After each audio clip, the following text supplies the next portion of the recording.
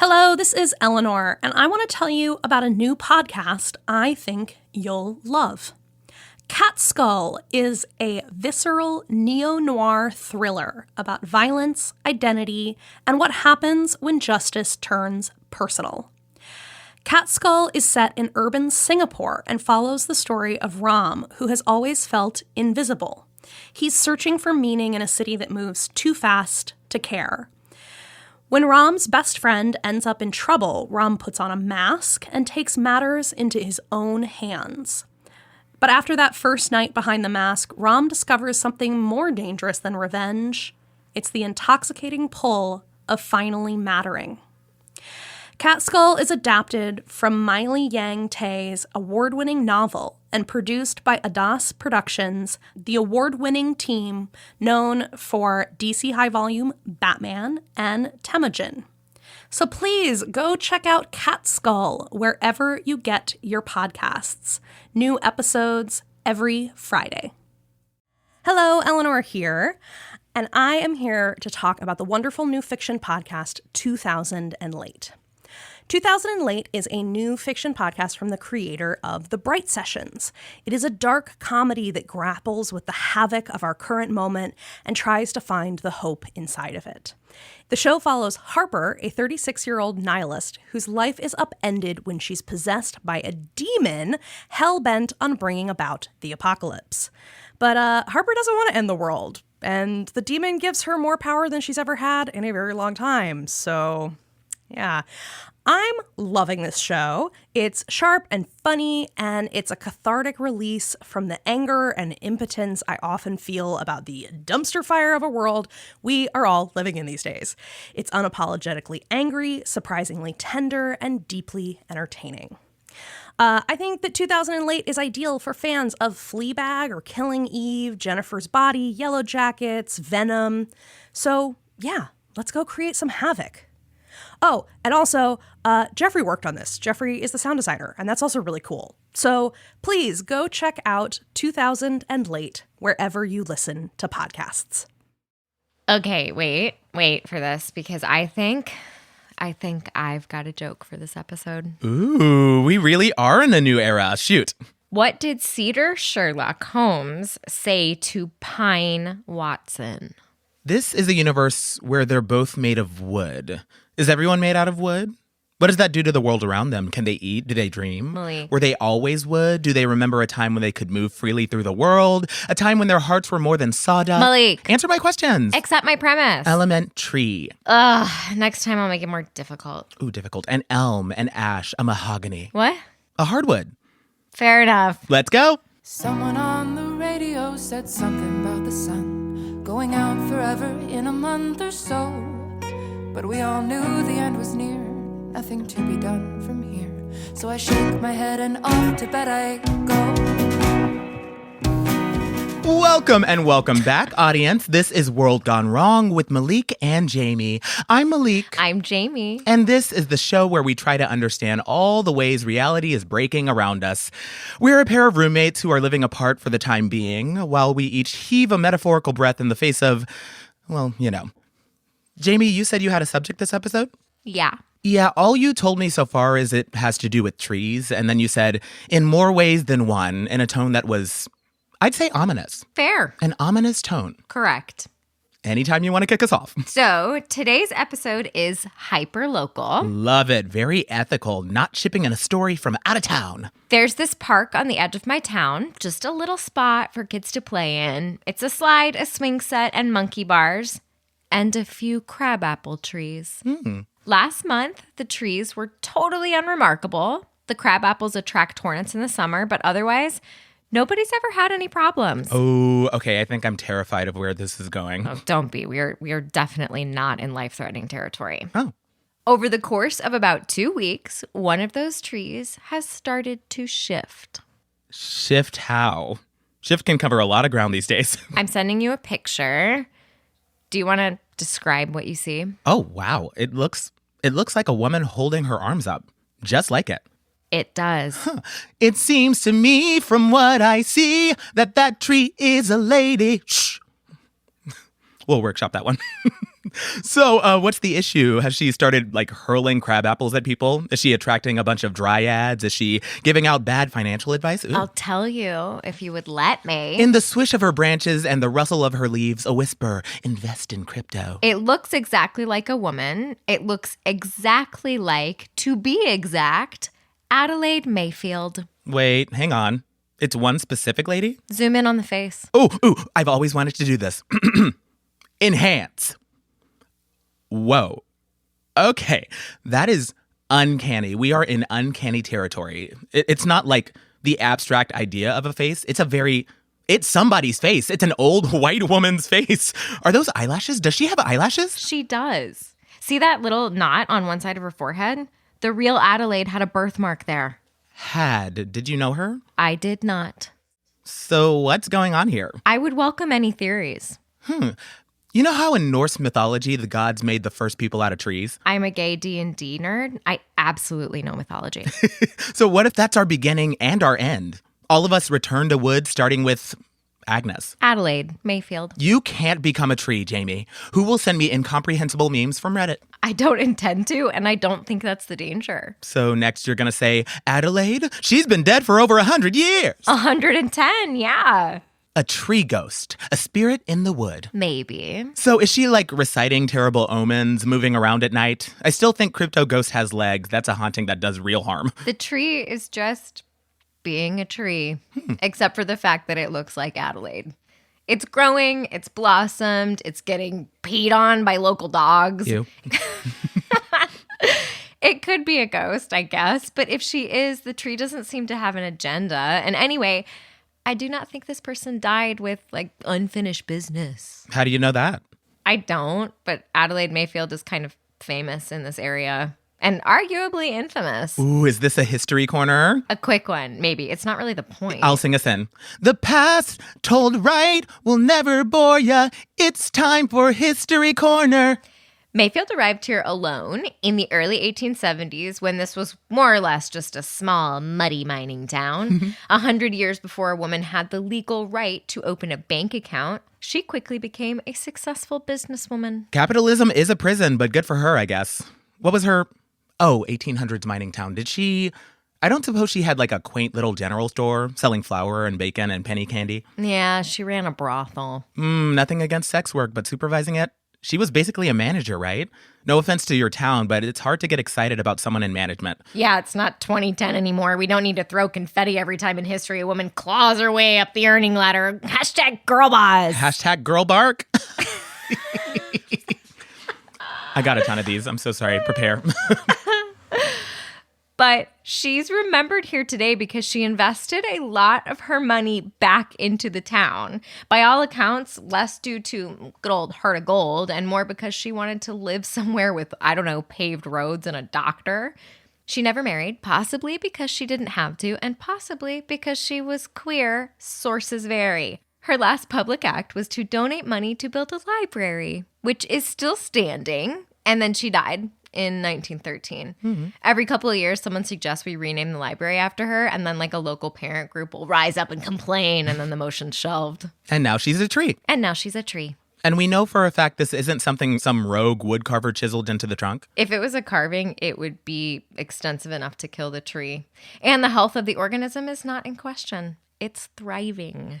And people in town are freaking the fuck out. Really? It's a big deal here. If we still had a paper, it would be on the front page, no question. Okay, trees looking kind of like women was a thing that happened before everything went sideways. Type it in your search bar. You'll get results from way before the unfucking. Well, this one doesn't kind of look like a woman. That's true. It sort of just is a woman.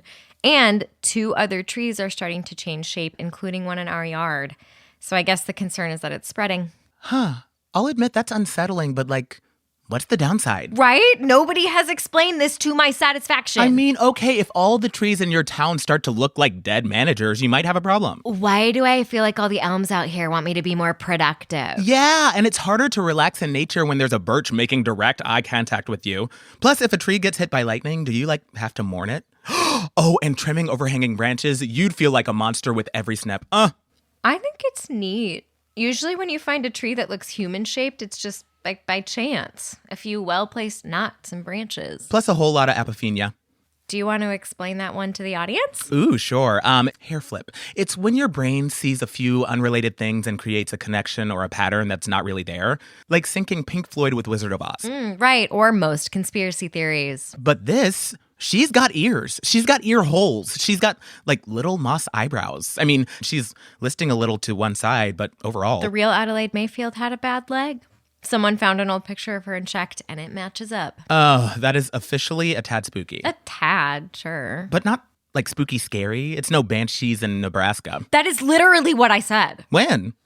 Okay, so there was an emergency town meeting yesterday. An emergency? Does nothing bad ever happen where you are? No, we've got all the usual shit you'll find in rural Western America and also recently Sasquatches. Ooh, hey, I don't think we're going to get those here. What's that like? They keep getting in people's garbage. Or, I don't know, we think it's them. It's hard to tell. They're really fast. And your eyes don't want to focus on them. It's hard to explain.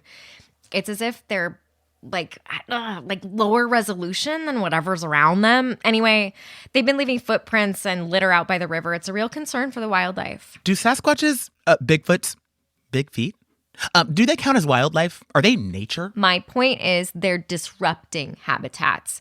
But a crabapple tree or two morphs into a person and everyone loses their shit. Typical.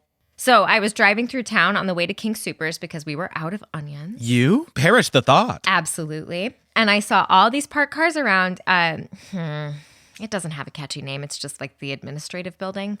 I was hoping maybe they were meeting about a river cleanup. So I figured I'd pop my head in and volunteer, suggest we start weighing down our trash can lids or keeping the cans in the garage. Very civic-minded. I've talked so much shit about it. I'd be a hypocrite if I did nothing. Getting involved at this point is like a down payment on complaining. So I walked right in, and that's how I learned that they'd called a town-wide emergency meeting without Dad or me. One of these things is on your property and they didn't call you? The nerve, the gall! Yeah, the branches are getting arm-like. The lower trunk is getting leggy. There's a big knot forming for the head. Whose face does it have? Oh, that part's not defined yet. But if the crabapple tree is any guide, the face will be the last part to show. Ugh, not a fan of that. I guess the other way around is also bad. Just a real human face sticking out of a trunk.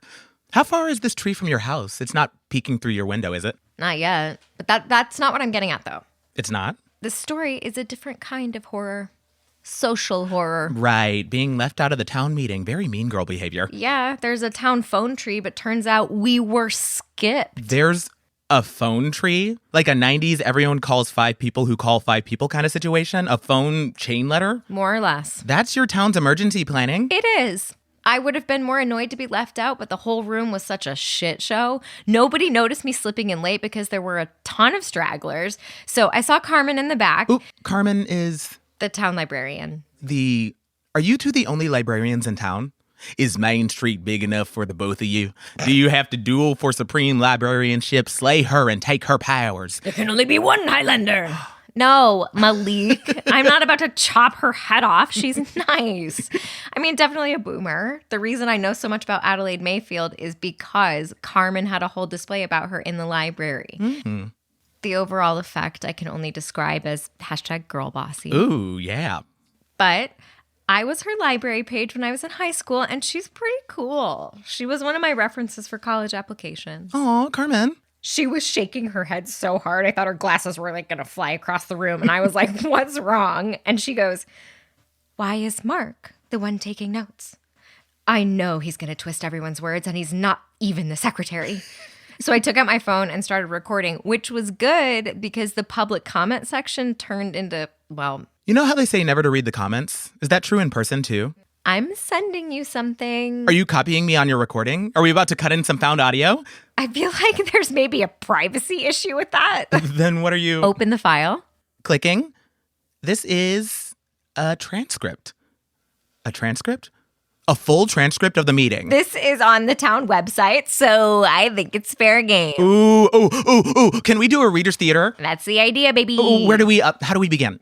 Can you control F for preposterous? Making a strong start. Okay, do you want to be Carmen or Susan? I'll be Susan and Mark. And, Rebecca talks a little. Okay, I'll be Carmen. Can you play the town council president too? Totally, but Carmen first. What's my... Oh, I'm excited. What do I need to know for the role? Okay, so 30 seconds before you walked up to the microphone, I explained to you that Dad and I never heard about the meeting. Never heard about the meeting. Okay. Yep, got it. I'll give you some time to familiarize yourself with your lines during our commercial break. See you on the other side. Blackout.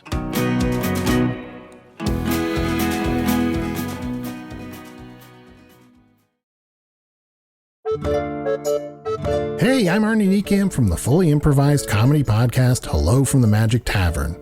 I'm here with my co-hosts, Chunt the Talking Badger, Bing Bong, and Usador the Wizard. I greet thee, listeners. Look, I'm trapped in the magical land of Foon, so I started a podcast interviewing elves, unicorns, and other weirdos. We have great guests like Felicia Day, Jason Mantzoukas, Brennan Lee Mulligan, Amy Mann, and so many more. Oh, and I think one time we interviewed a sentient shoe? I hope it was sentient. Not to mention the evil people we've had to interview. How I hate evil. Join us as we bar crawl across the magical land of Foon. Looking for adventure. Getting caught up in escapades. Hello from the Magic Tavern is available right now on your favorite podcast app and ad-free and with lots of bonus content on Patreon. Subscribe to Hello from the Magic Tavern today.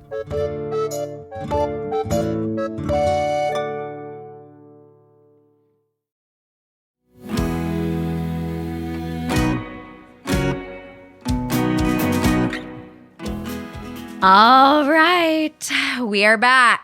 The World Gone Wrong players now present to you scenes from a municipal meeting. We begin in Colorado, in a small town. The floor has just been opened to comments. Lights up on Carmen, boomer librarian. What I find preposterous. Sorry, I have all these notes. I was going to provide some historical context about Adelaide Mayfield, but you all know the highlights and I'm a smidge worked up right now. What I find truly ridiculous is that I just heard Dave never even got a single text about today. And before you tell me maybe he got it and just ignored it, I want to remind everyone assembled that this is Dave. Dave always replies. Always. And more to the point, multiple people heard Mark saying at Wilson's, "Don't you shake your head at me." Mark was publicly heard stating that after this little dust-up over the latest comptroller elections, he was just about ready to take Dave's name off the phone tree. If I may interject. No, Mark, you may not. Wow, tensions are crackling in small-town Colorado. How am I doing? They are melting your Oscar as we speak. And furthermore, I would like to point out that 6 other people are missing from this room. 6. Almost as if everyone who was on the phone tree below Dave never got word. Come to think of it, that includes Fran, which may be why we are flying without a secretary today. And making do with Mark, who has the worst case of hunting and pecking I've ever seen. We live in emergency-rich times, and we can't afford to callously amputate an entire piece of our populace on petty partisan grievances. We have a tree in our public park that looks like a woman. A woman! And the people of this town have a right to know what our council is planning on doing about it. And then the town council president. Oh, that's me. Carmen, you have 30 seconds left. Look, we agreed to meet because of the Adelaide tree, and nobody here is saying that's not an emergency, least of all me. But I'm starting to think the bigger situation is our response readiness. We have enough people showing up 15 minutes late that I think it's likely our phone tree has fallen prey to a game of, well, telephone. So what are we supposed to do next time this happens? Dave's girl showed up by accident. Her family could have just as easily been left out of the loop, and then what? You know one of those trees is on their lawn, right? Next tree, next woman in a tree. We need to do better. Thank you. Susan is next. And then Rebecca. Susan, is this on? Sorry, I'm here to discuss the legal ramifications of cutting down the tree. I am so sorry I'm late. I really heard 4:30 and not 4:15, and that means I've also got to apologize to everyone I called and also everyone they called or texted. You know what, though, I brought dip. Sorry, Susan, can you repeat that for the record? Wilma called me because my phone doesn't get texts anymore, and I thought she said to bring something. I made my spinach artichoke dip. I assumed this was a potluck or had like a potluck component at least. Excuse me, I think I'll go set my dish down over there. Let the record show Susan has gestured towards the folding table we had to set up because 6 and now 7 people brought a dish to pass. Did you, by any chance, bring knives or forks? Then there's a 45-second pause, but we won't make you listen to that. So just imagine a lot of dead air right here as the dip is deposited. Crickets. I did not. Local bylaws state that trees on public land can only be removed if the tree is dead, in very poor health, or if it poses an immediate public safety risk. Thank you. Crosstalk. Next is Rebecca. And after that, Harry. Rebecca, especially if we can't remove this monstrosity for a while, I wanted to propose that we reach out to Volunteer Club. I know they're stretched a little thin right now, what with the Pat situation. Ooh, pause. What's the Pat situation? Pat has hemophilia. Normally he can keep it under control, but, ever since the weirdness started... Ooh, yeah. Lack of blood clotting is a real liability now for obvious reasons, and Volunteer Club has been pitching in if he has any errands after sundown. Oh, see, that's lovely. That's the wholesome small town vibe you hope for. Yeah. I'd like you to note that I'm not done with Rebecca's comment yet. Uh-oh. Take it away. I know they're stretched a little thin right now, what with the Pat situation, but it's not winter anymore. The later the sun sets, the more he can get around on his own. And that means we can see about arranging some sort of 24-hour in-person surveillance of this tree to make sure the situation goes no further. Enough of us have hunting rifles, and anyone who doesn't can apply for a license, and it should come in 10 days. Hang on, pause. Rifles? Yeah, that bugged me too. Bugged isn't the word I'd use. Okay, I hear you. It's like watching someone set up a Rube Goldberg machine that ends in absolute tragedy, but the machine is only one step long. Yeah. Sorry, what were we? Do you want to play Harry or do you want to play me? How is this a question? You, all the way. It's the role I was born for. I should not have asked. I now really, really regret it. Okay, here we go. Harry, I was tasked with researching various arboreal diseases to see if the Adelaide tree could be the result of a fungus or a condition. No is the answer. By an objective measure, this tree is thriving, so help us all. I cede the rest of my time to someone with a shifting tree on her own family's property, Jamie. Jamie here. I'm sorry. I do not sound like that. Shh, I'm making bold artistic choices. And this, after I provided my own opener. Yeah, not so easy, is it? Jamie here. I'm sorry. What are we doing here? Why are we doing any of this? And then, Jamie, if you want to, also take the town council president's lines from here on out. You were doing a great job with them. I stopped doing my very, very, very good character voice for you. Fair enough. Is that a rhetorical question? Do you want an answer? What's the point? What's the point of a community if the first time we see something like this, we stop taking care of our neighbors? This isn't even... There were banshees in Nebraska. This is nothing. Are we coming together to help one another, or do we want to start a new system of surveillance and deputize ourselves just because we're scared? Is that what we need? Also, what are you going to do if the tree does try something else? And then, a peek behind the scenes here, Carmen started waving a sheet of paper at me, so I said... Ooh, I cede the rest of my time to Carmen, who I think found another page of her notes. Thank you, Jamie. I think I do have a bit of historical context for us after all. The story of America is in part a story of some people fighting for history to be told in all its ugliness and complexities, and other people fighting to push the truth under the rug.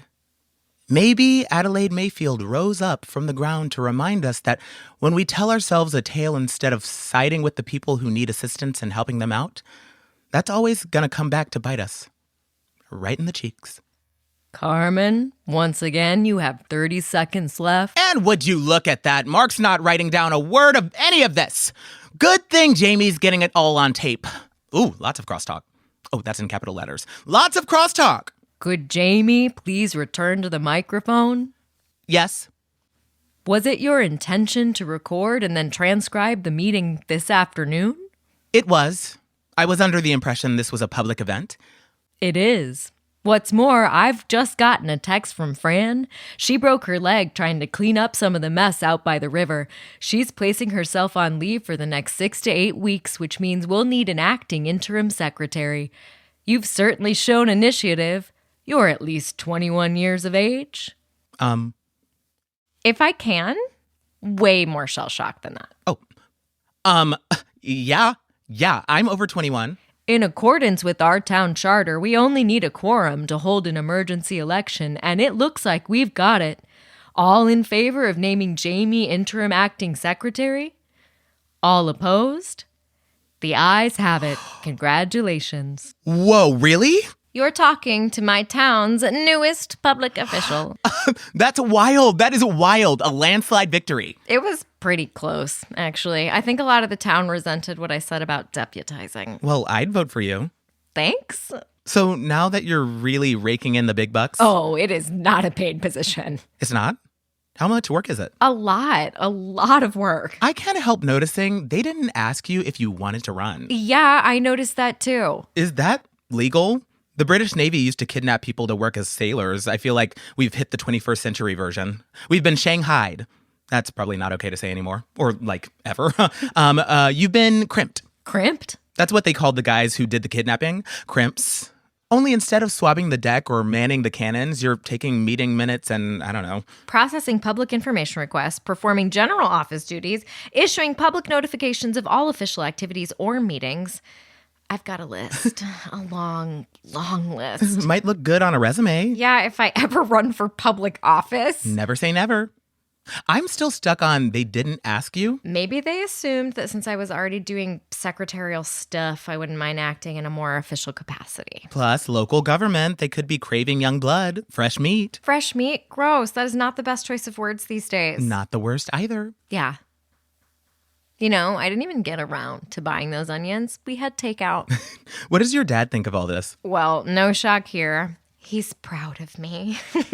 But annoyed that Mark crossed him off the phone tree, relieved we're back on it. He doesn't see the big deal about the Adelaide tree or the one that might be in our yard either. I think his exact words were, "Last spring, I grew a carrot shaped exactly like a human leg, and I couldn't even get the town Twitter account to reshare it." That's the kind of thing social media was made for. Exactly. Any last thoughts before we go? I feel like we should give a shout out to Carmen. Ooh, totally. I am obsessed with her. Kudos to you, Carmen. Is she a listener? Not sure, but my dad has been linking the show's website to people around here a genuinely embarrassing amount. Nothing like word of mouth. But yeah, just a moment of appreciation for her. After the meeting, I asked her for any books or resources about how to be a town council secretary, and she told me she actually served as secretary when I was a little kid. So now we set it up that I'll fix her Roku, and she'll give me some pointers on how to do the job. A little cheat sheet or something. Step 1, revise the phone tree. Tell me about it. That forlorn table of potluck food and no utensils. It's not ideal. And we don't even know everyone who was left out of it. Ooh, that's true. That seems like a good task for your giant librarian brain. The flow of information plus stress over time. Yeah, and if we can do something to urge us towards helping the Pats, unless... Paranoid, twitchy townspeople armed with firearms at a public park all day and through the night? Yeah, do they think they're gonna, like, shoot the tree? What would that even do? Kill the tree? This tree person, Adelaide, is so far past the laws of known science, I don't think we know if that would even work. Yeah. Ooh, maybe she'd just catch the bullet between two branches and flick it away. Ching! It would serve them right. I mean, as long as nobody is hurt. You've got a lot on your plate for the next couple of weeks then. The next 6 to 8 weeks, to be exact. So you're committing to sticking around there that long? It's that or let Mark take the minutes. What if things clear up between now and then? You're not gonna, crimp someone else, pass it on? How would that even work? You could also, break your leg. No, I said it and that's nothing. Even if everything goes back to normal in the scheme of things, it's not that much time.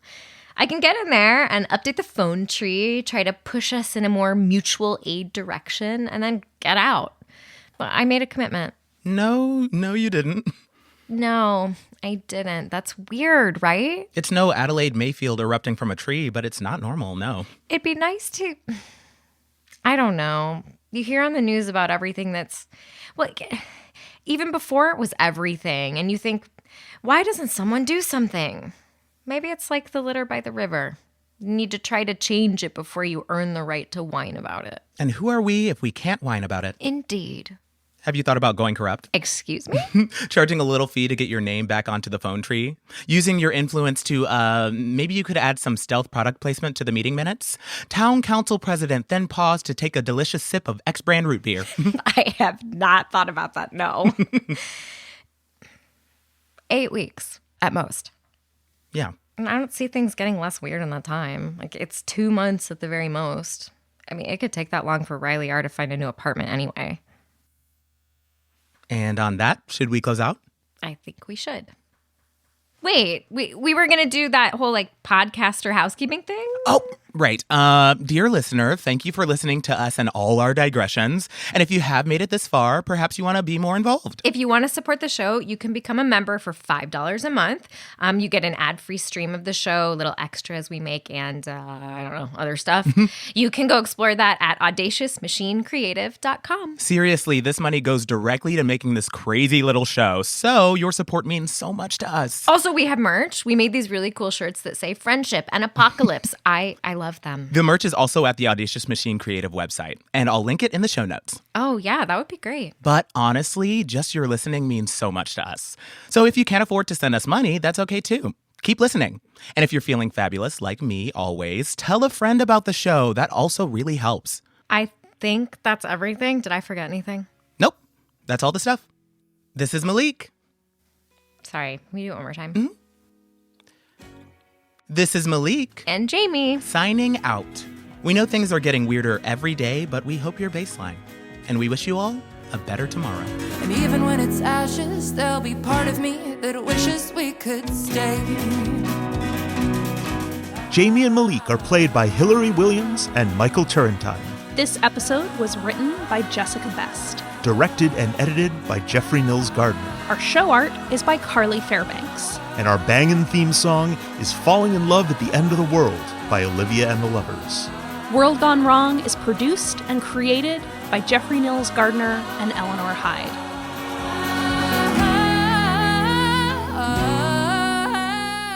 This is a production of Audacious Machine Creative.